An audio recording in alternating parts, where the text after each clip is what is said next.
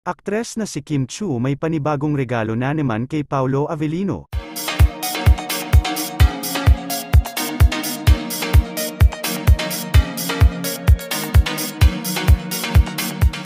Kamakailan nga lang ay napabalita ang dalawa dahil sa mga nakakaantig na samahan, dagdag pa dito ang mga regalo na bigay nila sa isa't isa at inulan ito ng samut-saring mga papuri mula sa netizen. Hindi pa nga lumilipas ang isang buwan ay mayroon na namang panibagong pag-uusapan at kinakaabangan ang mga supporters at ilang mga netizens, dahil nga naglabas umano ng isang video ang aktres na kung saan ay ipinakita dito ang isang sasakyan, ani pa niya sa kanyang video, para daw ito sa tao na pinakamamahal niya. Dagdag pa nito, matagal daw niya itong pinag-ipunan dahil alam nitong sobrang gusto daw ni Paolo Avellino. Samantala, nagbigay din ng reaksyon ng mga netizen tungkol dito at natuwa dahil sa ginawa ng aktres. Ayon pa sa mga ito, talagang gagawin nilang lahat pareho para lang mapasaya at mapanatila ang pagmamahala nilang dalawa.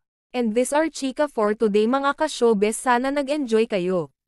Don't forget to like, share, subscribe and click the notification bell for more updates.